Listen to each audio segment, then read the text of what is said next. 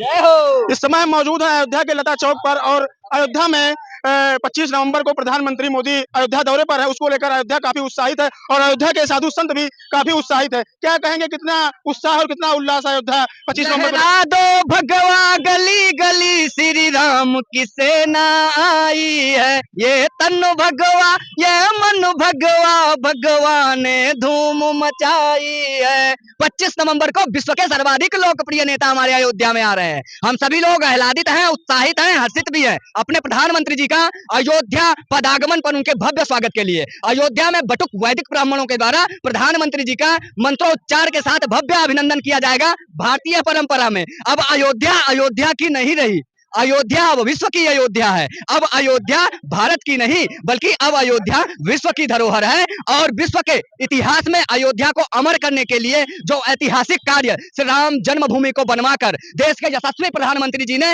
और उत्तर प्रदेश के हिंदू हृदय सम्राट श्रीमंत गोरक्षनाथ पीठाधीश्वर योगी आदित्यनाथ जी महाराज जी ने किया है, वो सनातन साहित्य में सनातन के इतिहास में सदैव सदैव के लिए अमर हो गया है। उसे स्वर्णिम अक्षरों में अंकित किया जा चुका है। वही एक बार पुनः 25 नवंबर 2025 को जब प्रधानमंत्री जी श्री राम मंदिर के शिखर से केसरिया ध्वज लहराएंगे, विश्व देखेगा, विश्व टकटकी लगाकर देखेगा। अयोध्या में अवधि मंचों के माध्यम से सांस्कृतिक कार्यक्रम होने जा रहे हैं। अयोध्या में नाट्य कार्यक्रम होगा अवधि भाषा में, अयोध्या में अवधि परंपरागत नृत्य होगा, अयोध्या में अवधि गायन गाई जाएगी। अब हमारी भाषा भैया जो हम आप बोली थे, जो हमारे राम जी बोलत रही, अब हमार अवधि ना विश्व की भाषा है। अब कुछ मैं मोदी जी से मांग करता हूं कि पीएचडी के सिलेबस में सम्मिलित करना चाहिए अवधि भाषा को। इतना पूरा तात्विक है, दुनिया के सबसे प्राचीन भाषाओं में से एक भाषा है अवधि भाषा। श्री रामचरितमानस को भारत का राष्ट्रीय धर्म ग्रंथ बनाया जाना चाहिए। अवधि भाषा को विश्व की धरोहर में सम्मिलित किया जाना चाहिए। अभी हमने देखा आप साधु संत अकेले में मस्ती में नाच रहे थे। हम लोग बहुत प्रसन्न हैं। अभी मैंने जिन चीजों को जिन विषयों को आपके सामने रखा है वो सारी हमारे उत्साह, हमारे हर्ष और हमारी प्रसन्नता और खुशी का एक पार्ट है, एक भाग है। बाकी हम जितने उत्साहित और हर्षित हैं इस दिवस को देखने के लिए, हमारी 500 वर्षों की लंबी पीढ़ियों ने संघर्ष किया है, तब ये अवसर हमें प्राप्त हुआ है। किसी के कृपा से नहीं, किसी के दया से नहीं हो रहा है। आपको पता होगा कि श्री राम मंदिर में केसरिया ध्वज किस मुहूर्त में लहराया जा रहा है? अभिजीत मुहूर्त में।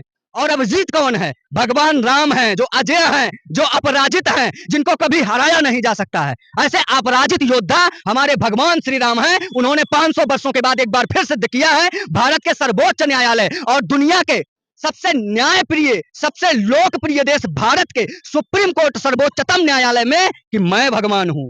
मेरा जन्म अयोध्या के श्री राम जन्मभूमि में हुआ था। दुनिया में किसी मत मतांतर मजहब के तथाकथित देवता में अगर हिम्मत है तो ललकार के कहता हूं अयोध्या से दिवाकराचार्य महाराज, दुनिया के किसी न्यायालय में चलो खड़े हो जाओ और सिद्ध करके बता दो कि तुम्हारा भगवान कहीं हुआ है।